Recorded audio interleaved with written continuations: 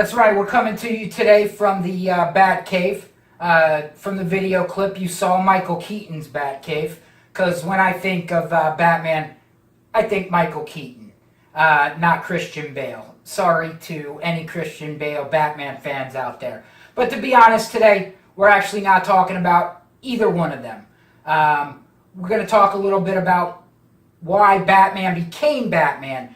But to do that, first, I'm going to share a story about a good friend of mine and a more real-life Batman to help me illustrate the whole point of today's video. But I get bad reception here in the Batcave. Hang on, let me see if I can fix this.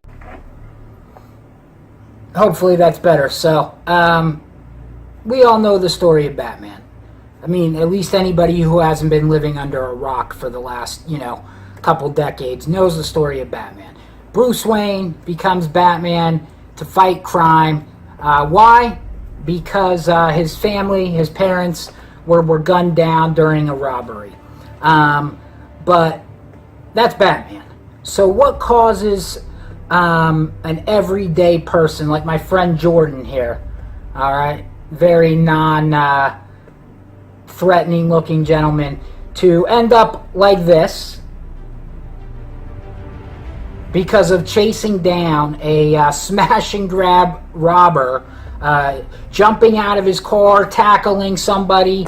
Well, I know the story, but you don't. So the story goes, my unassuming friend Jordan here, all right, is in a cell phone store with his beautiful fiancée, his beautiful daughter, and while they're there, somebody attempts a smash and grab robbery. And Jordan runs out of the building, hops in his car to chase down the bad guy. Meanwhile, his fiancée is freaking out with the customer service representative there at the phone store. And she says, "What does he think he's going to do?" And the customer service person says, "Well, maybe he's Batman." And just so happens, it turns out he is Batman. And a little bit later, he shows back up a little bumped and bruised, all right, but with the stolen goods in hand. And when his fiancée talked to him and shared the story later on, she said that the thing that he said that drove him, that motivated him to do that, to do something that, he may or may not ordinarily do, which is chase down bad guys.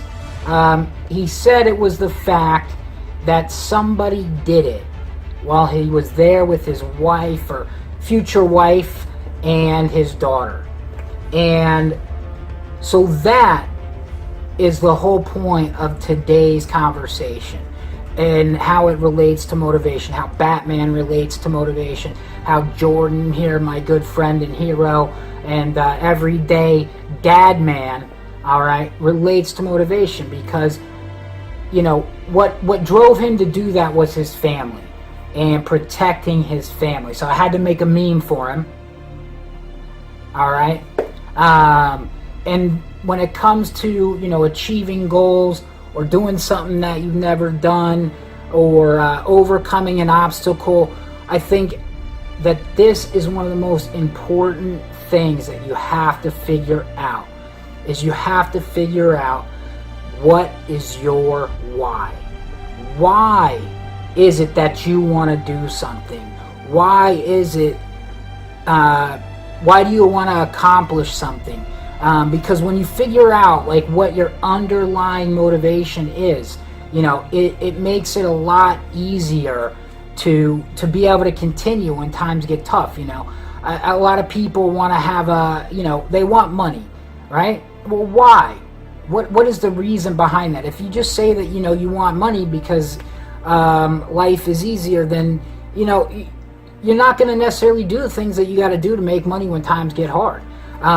If your why is to put a roof over your family's head, or to help buy your mother a house. Maybe you grew up in a with a single mother who didn't ever have much, that did a lot to get you to where you needed to be. And So what is your why? That's when it comes to setting goals and achieving new things and doing something you've never done before. That's, I think, what you really need to figure out if you're going to be able to continue when times get hard. So, you know, for example, what drives me to make these videos and to put time and effort into it, with the possibility that no one ever watches them, or that they watch them and they see my subpar green screen effects here in the Bat Cave. What's my why is that, you know, it was motivational videos and motivational speakers who helped me get through a very difficult time in my life, and I hope that maybe just one day I might be able to help someone like I was helped get through a tough time. So that's my why. So that's why I do this. It doesn't matter how many people like it, how many people follow it. That's all good stuff. So like it, follow it, share it.